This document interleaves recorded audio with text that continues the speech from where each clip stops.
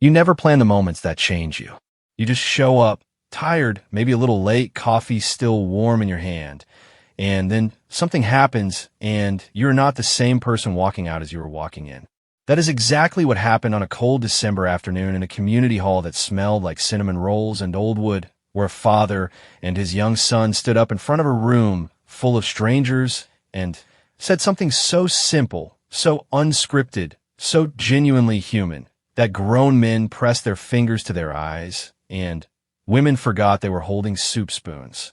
This is not a story about Christmas.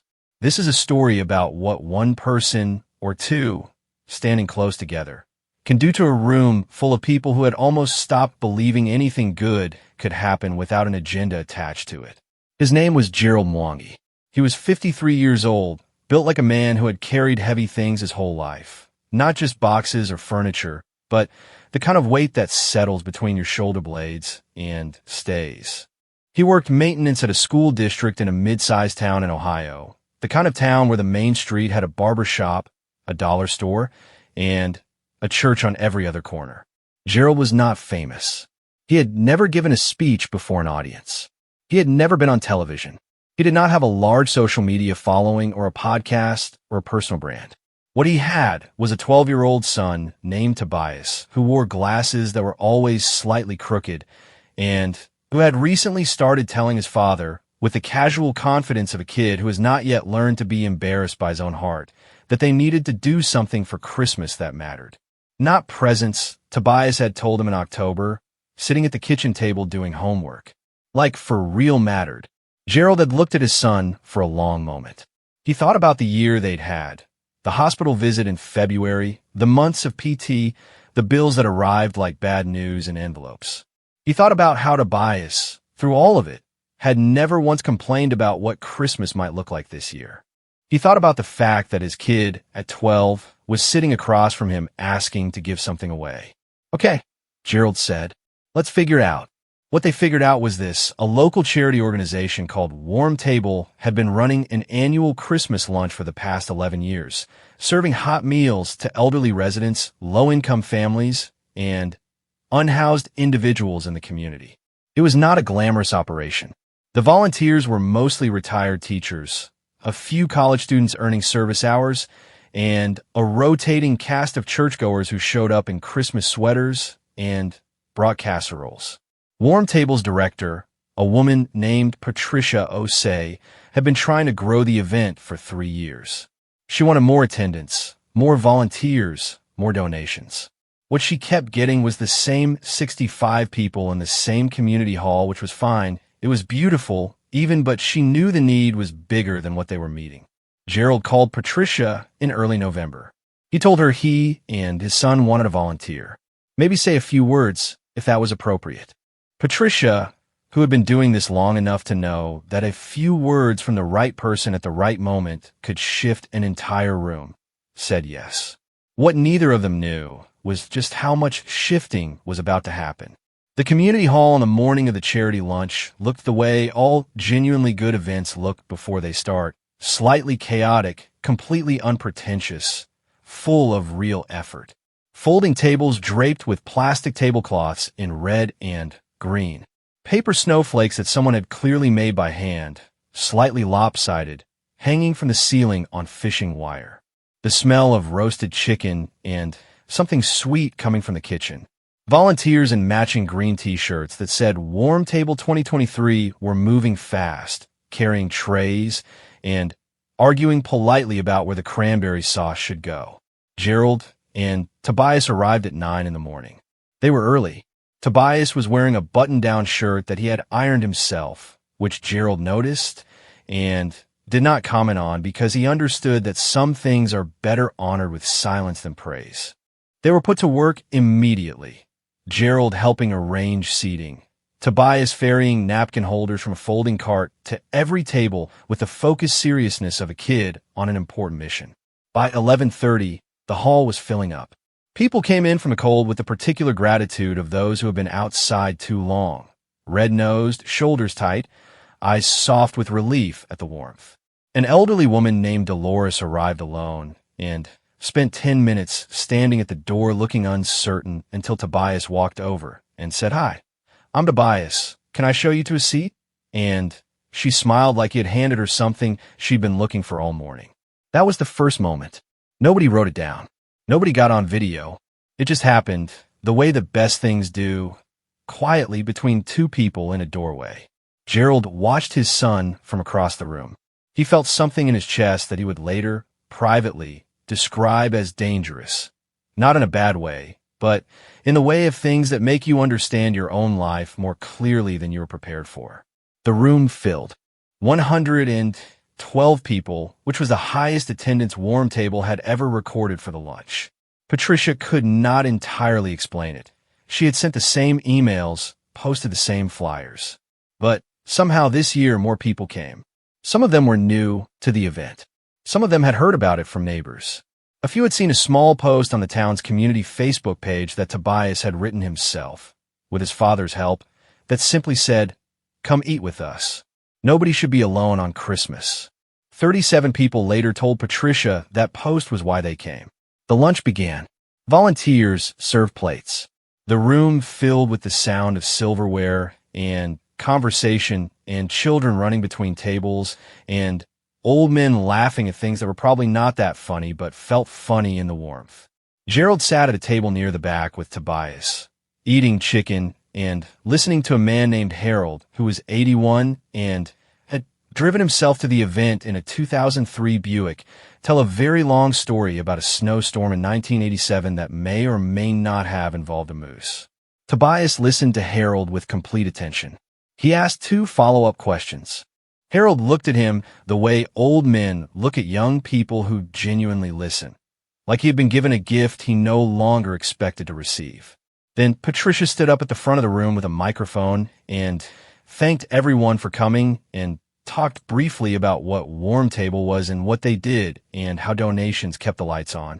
She talked about the volunteers.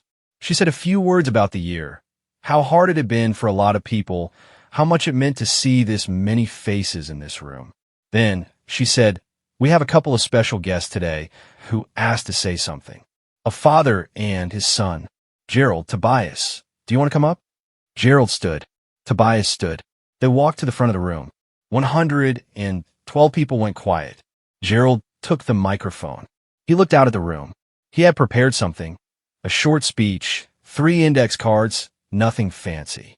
He looked at the index cards for a moment. He put them in his pocket. "I had something written," he said, "but I think I'm going to say the real thing instead."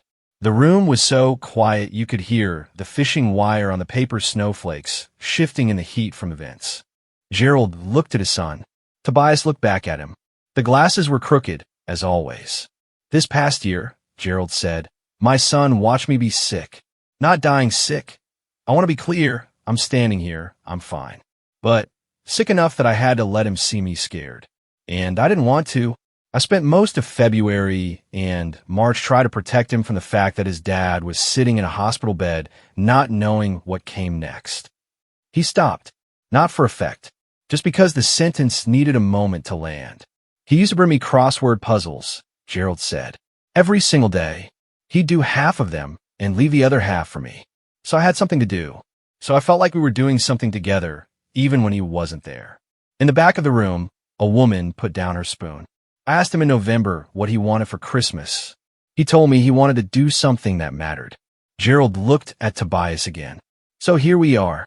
The room did not applaud yet. They were not ready to applaud. They were in that particular suspended state where a large group of people is holding something together silently, because letting it go would mean acknowledging how much it moved them. Then Tobias reached up and took the microphone from his father's hand, gently, like he'd planned it, or like he'd known this moment was his. He said, "My dad taught me that Christmas isn't about getting the year you wanted. It's about showing up for the year you got." 112 people came apart at the seams. Not loudly, not all at once, but in the way of people who have been holding something quietly for a long time and have just been given permission to set it down. A man in the third row exhaled like he'd been holding his breath since September. Dolores, in the seat Tobias had found for her, pressed both hands to her face. Harold, 81 years old, survivor of the Moose Blizzard of 1987, put his fork down and looked at the ceiling. Patricia stood off to the side with her clipboard pressed to her chest. Gerald put his arm around his son's shoulders. They stood there, the two of them, in a room full of people who had come in from the cold and found something they hadn't known they were looking for. Not a sermon, not a performance, not a carefully produced emotional moment. Just a man and his kid telling the truth on a Tuesday in December in a hall with crooked paper snowflakes. The applause, when it came, sounded like relief. After the applause, people do not suddenly become different. They eat their chicken. They refill their water glasses. Kids go back to running between tables. The ordinary machinery of a crowded lunch resumes. But something had shifted in that hall the way a room shifts after a window is opened. Same furniture, same walls, same people, but the air moving differently now, and everyone breathing just a little easier without quite knowing why. Gerald and Tobias sat back down with Harold. Harold, who had not cried. He was very clear about this later. To anyone who asked, he absolutely had not cried. He had simply had something in his eye, a December eye situation, completely unrelated, picked up his fork and said, "Your boy's got something, Gerald." Some people are just put together right. Gerald looked at Tobias. Tobias was already back to eating, loading his fork with mashed potatoes with the focused efficiency of a 12-year-old for whom a full plate of food is a serious project requiring full concentration. He had no idea what Harold meant, or rather, he had the particular kind of idea about it that kids have, the kind where they understand they've done something good but have not yet learned to perform humility about it, so they just move on. "Yeah," Gerald said. "He is."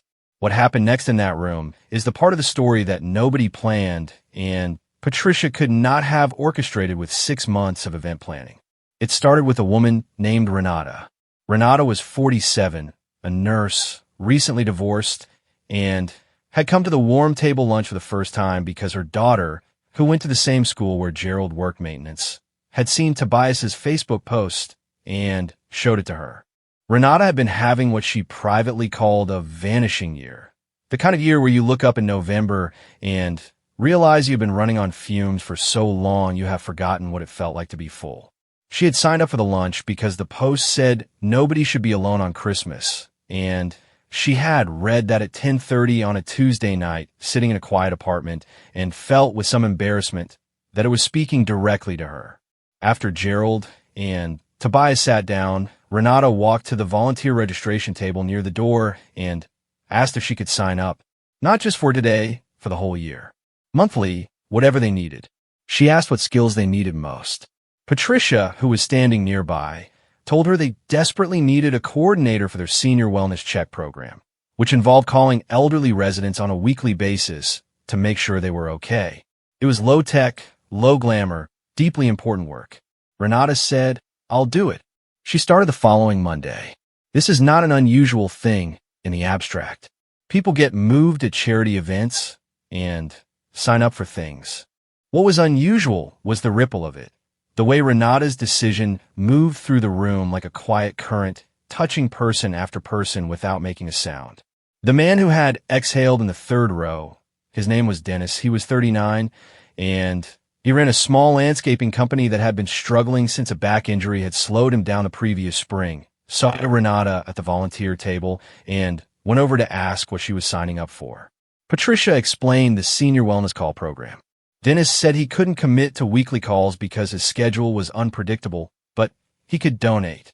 He wrote a check for $200 on the back of a warm table program pamphlet because he didn't have his checkbook, and Patricia accepted it with the grace of a woman who has learned that donations come in many forms and you cash all of them. Dennis told his wife about it that night at dinner. His wife told her sister. Her sister made an online donation by the end of the week. None of these people knew each other beyond the edges of a shared town.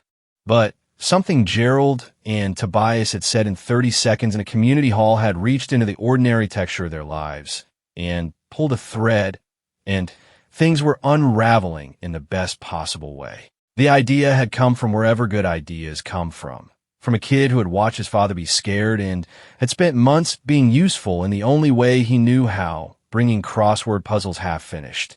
and had concluded somewhere in the quiet logic of his 12-year-old understanding that the answer to fear and loneliness was showing up. You could not have taught him that.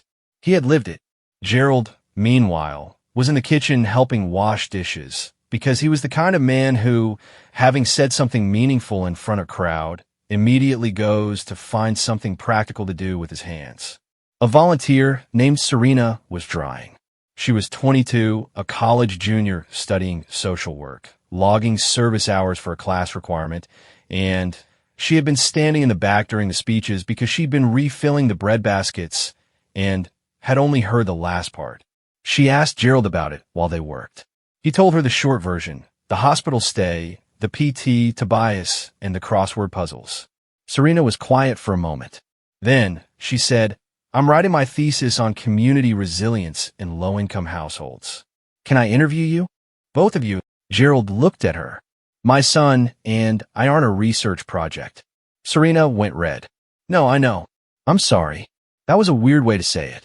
I just meant what you said out there about showing up for the year you got. I've been looking for a way to talk about why some families hold together under pressure and some don't, and I think you just described it better than any academic paper I've read." Gerald dried his hands on a dish towel. He thought about it. "Ask Tobias," he said. It's his line. Tobias, when Serena found him and asked, agreed immediately. He had never been interviewed before. He felt this was a significant development. He pushed his glasses up and said, "I'll need to check with my dad about what I'm allowed to say." This is how Gerald and Tobias ended up as a footnote, and later a full chapter, in a master's thesis titled Holding On, Informal Resilient Structures in Mid-Sized American Communities, submitted to the Ohio State University Department of Social Work the following spring. They were anonymized in the text, referred to only as GW and TW. But Serena dedicated the thesis to her own father, whom she had not called in 4 months, and called him the night she submitted it. He picked up on the second ring. Back in the hall, as the lunch was winding down and volunteers began folding tablecloths and dismantling the paper snowflake installation with the melancholy efficiency of people who've done this before, a small thing happened that Gerald would remember longer than the applause. Dolores, the woman who had arrived alone, uncertain in the doorway, found Tobias near the coat rack. She was pulling on her gloves with the slow deliberateness of very old hands. She stopped and looked at him for a moment. "You found me a seat this morning," she said. Tobias said yes. "I almost didn't come," she said. "My son called last night and told me he wasn't going to make it for Christmas. Too far, too expensive. You know how it is." She smoothed her glove over her knuckles. "I cried about it. Then I saw that post, the one that said nobody should be alone." She looked at him with the directness of a woman who had been alive long enough to say the real thing. "You kept your promise," she said. "I wasn't alone." Tobias did not know what to say to this. He was 12, and this was a lot. He looked at his shoes for a second, then back at Dolores. "Are you going to be okay?" he asked. "For Christmas." Dolores put her gloved hand on his cheek. The gesture was brief, entirely unsentimental, and more tender than anything that had happened in the room all day. "I think so," she said. "Thanks to you." She walked out into the cold. Tobias stood at the coat rack for a moment. Gerald, coming up behind him with both their jackets, watched his son's face. He did not ask him what he was thinking. He handed him his jacket. They walked out together into the December afternoon, where the sky had gone the particular shade of white it goes before snow, and the parking lot was half empty and quiet, and Gerald's old pickup truck sat where he'd left it, patient as always, waiting to take them home. In the truck, heater running, they didn't talk for a few minutes. The radio was off. Snow started coming down, small flakes, unhurried. Tobias said, "Do you think Dolores is going to be okay?" Gerald said, "I think she's going to be better than okay." Tobias looked out the window at the snow. "We should come back," he said. "Not just at Christmas, like in March or something, when nobody does anything nice." Gerald pulled out of the parking lot. "Yeah," he said, "we should." What neither of them said, because neither of them needed to, was that they already knew they would. This was not a one-time thing for them. This was not a story with a clean ending. This was the beginning of a habit, the habit of showing up, of finding the Doloreses at the door, of leaving the index cards in your pocket, and saying the real thing instead. The truck moved through the snowy streets of their ordinary town. A father and his son going home. Something had started today that neither of them had a name for yet. But it was alive, and it was warm, and it was moving outward from that community hall in all directions at once. In Renata's Monday morning phone calls to elderly strangers, in Dennis's check, in Serena's thesis dedication, in Dolores driving home in the late afternoon with one hand on the wheel and something lighter in her chest than what she'd brought with her that morning. A ripple does not need to know it is a ripple. It just moves. The snow that started falling on the afternoon of the warm table Christmas lunch did not stop until the following morning. By the time the town woke up, there were 4 inches on the ground, and the streets were that particular quiet that only deep snow produces, the sound of the world being patted, softened, made briefly forgiving. Gerald shoveled the driveway before 7. Tobias watched from the window, still in pajamas, eating cereal. It was the kind of ordinary morning that has no idea it is the morning after something. In the weeks that followed, Gerald and Tobias did not think of themselves as having done something remarkable. This is the thing about people who do genuinely good things. They rarely catalog them. Gerald went back to work at the school district after the holiday break, fixing heating vents and patching gym floors and doing the maintenance that keeps large buildings from slowly falling apart, which is harder work and more essential work than most people understand. Tobias went back to 7th grade, and the complicated social landscape of being a kid who wears crooked glasses and asks follow-up questions and is not entirely sure yet whether these things are assets or liabilities. But the morning after the lunch, before either of them had gone anywhere or done anything, Gerald made a cup of coffee and sat at the kitchen table and opened his phone, and there were 47 notifications, comments on the community Facebook page. On the post Tobias had written, from people who had been at the lunch, from people who had heard about it, from people who had been at the lunch, from someone in Cincinnati who had a cousin in town and had seen it shared. He scrolled through them for a while. He put his phone face down on the table. He drank his coffee. He was not comfortable with attention. This is important to understand about Gerald. He had not gone to that lunch to be noticed. He had gone because his son had said they needed to do something that mattered, and he had agreed, and they had done it, and now apparently the world had opinions about it. He found this slightly alarming in the way of a man who has spent his whole life being useful without being watched, and who is now being watched, and is not sure the watched version of him is the real version. Tobias, on the other hand, took a more pragmatic view. He read every single comment. He asked his father if they could respond to some of them. Gerald said fine. Tobias wrote 8 replies, each one polite and specific and slightly formal in the way of a kid who has decided that if he is going to be in public, he is going to represent himself well. One of the replies said, "Thank you. My dad is the reason I knew to say that. He showed me first." That reply got shared 231 times. Gerald did not know this for 3 days. When Tobias finally told him, Gerald was quiet for a long time. Then he said, "That's your line." "Not mine." Tobias said, "It's both of ours. This is a small conversation that happened in a kitchen over breakfast. Nobody was there to record it. It will not appear in any article or documentary. But it is perhaps the center of the story, the place from which everything else radiates, this ordinary exchange between a father and a son about who deserves credit for what, and the answer being simply both." Patricia, in the weeks after the event, found herself doing something she had not done in several years of running Warm Table. She was making plans. Real plans. Not just for the next Christmas lunch, but for the infrastructure of a year-round operation.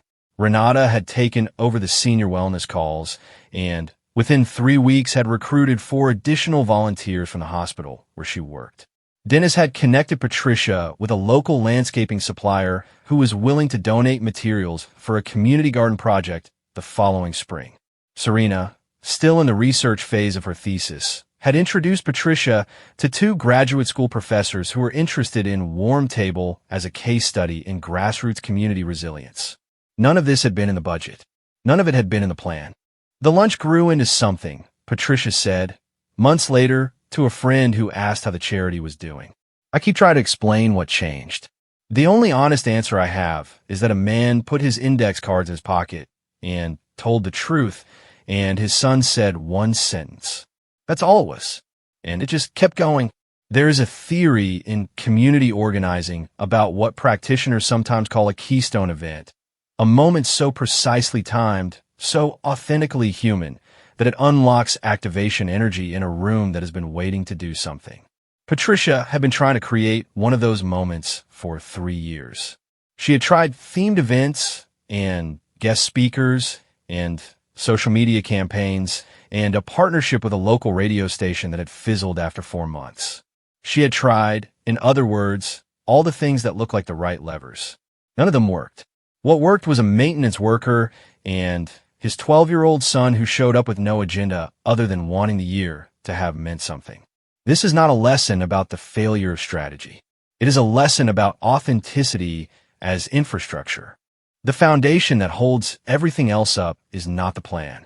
It is the moment when someone stops performing good intentions and simply has them out loud in front of witnesses.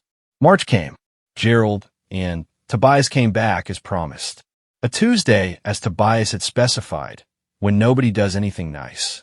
They helped set up for a monthly meal distribution event.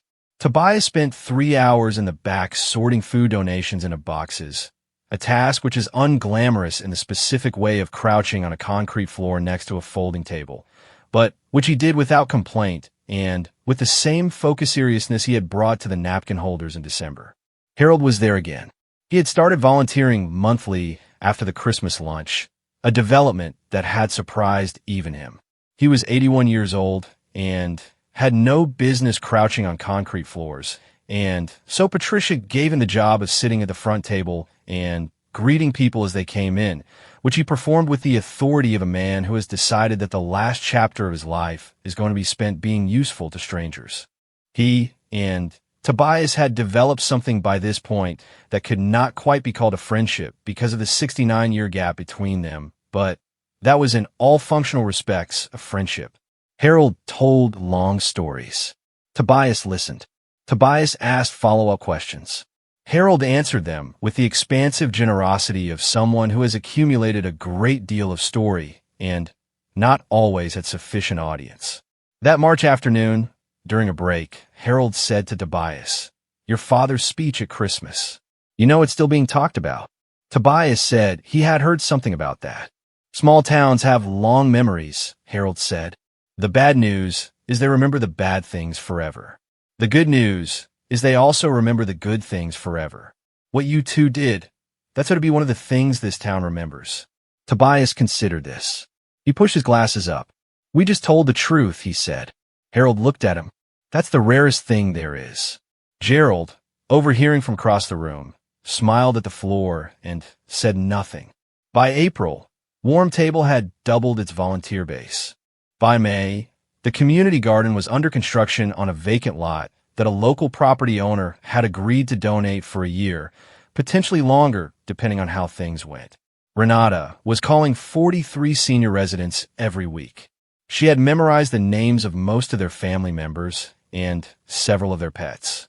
Dennis's back had improved enough that he was donating 2 hours every other Saturday, and he had quietly roped 2 of his landscaping employees into helping on the garden project. Serena submitted her thesis. She got the highest mark in her cohort. Her advisor called it the most humanly grounded piece of academic work she had read in a decade of reviewing master's theses, which was high praise from a man who was not given to hyperbole and who had, in the acknowledgments of his own published work, once thanked the relentless impersonality of the data. Serena called Gerald to tell him. He was in the parking lot of the school district at the time, on his lunch break, eating his sandwich. She told him about the grade and the advisor's comment and what it meant. "We just told you what happened to us," Gerald said. Serena said, "That's what the whole thesis is about. The way the most important things are always just that." There's a photograph, not professionally taken, slightly blurry, The kind of photo a phone takes in low light when the person holding it is trying not to be obvious about it, of Gerald and Tobias at the March meal distribution event. Gerald is carrying a box. Tobias is walking next to him, slightly behind, one hand on the edge of the box, as if he is ready to help if it gets too heavy. Their heads are tilted toward each other at the same angle. Patricia posted it on Warm Table's social media page with the caption, "These two showed up again." Some people just keep showing up. It was not viral. It did not get millions of views.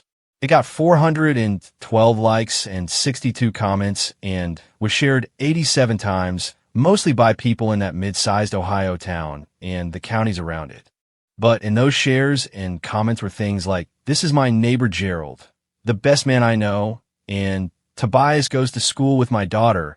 I can't believe I didn't know this," and "I want to be this when I grow up," from a 24-year-old who had seen a share by a friend. And one comment that appeared at 2 in the morning from a user whose profile photo was a sunset and whose name was listed only as D. Mensa, which said, "I saw this at Christmas. I drove 3 hours home after the lunch. Called my son for the first time in 2 years. We talked for an hour. Merry Christmas, Gerald. Merry Christmas, Tobias. You don't know what you did." Gerald saw that comment. He read it standing in the kitchen, phone in hand, at 6:15 in the morning before Tobias was awake. He stood very still for a long time. Then he put his phone down and started making breakfast. Eggs, toast, orange juice, because Tobias went through orange juice the way other kids went through air. When Tobias came downstairs, still crooked-glassed and half asleep, Gerald slid a plate in front of him. "Dad," Tobias said, squinting at the eggs. "Eat," Gerald said. Tobias ate. Outside, the Ohio spring was doing what Ohio springs do. Uncertain, drafty, the trees just beginning to show green at the edges, the sky unable to decide between winter and something better. Gerald stood at the kitchen window with his coffee and watched a sparrow on the fence post and thought about D. Mensa driving 3 hours in the dark, and a phone call 2 years in the making, and the thin, unlikely thread that connected a community hall in December to a father and son somewhere he would never know, talking for the first time in too long. He did not think about legacy or impact or the word viral. He thought about the crossword puzzles. Half finished, left on a hospital bed tray. The understanding built into that gesture that you do not solve everything for the people you love. You leave them something to do. You leave them a way to participate. You leave the other half of the puzzle and trust them to find the words you didn't. Tobias pushed his empty plate aside. He picked up his backpack. He looked at his father. "March or April again?" he said. "For the next one." Gerald turned from the window. "April," he said. "The garden's going to need help." Tobias nodded like this was a reasonable plan, which it was because most good plans are reasonable. They just require someone willing to show up and do the quiet, unglamorous, essential work of being present. He walked out the door into the uncertain spring. Gerald finished his coffee. Then he put on his jacket and followed his son out into the day. This is where the story ends. Not with a resolution or a bow or a final scene of triumph. With a father and a son walking out a door on an ordinary morning in April, heading toward a garden that needs building and a community that needs tending and a year that, like all years, is going to ask more of them than they expect and give back more than they can currently imagine. They are not finished. They were never going to be finished. That, more than anything, is the point. Some people show up once and call it good. Some people show up once and discover that showing up is the thing they were built for. And after that, they just keep going Tuesday after Tuesday, box after box, crossword puzzle after crossword puzzle, until the life they've built doesn't look like charity at all. It looks like who they are. Gerald Mwangi and his son Tobias did not change the world. They just kept showing up for the part of it they could reach. It turned out that was enough. It always is,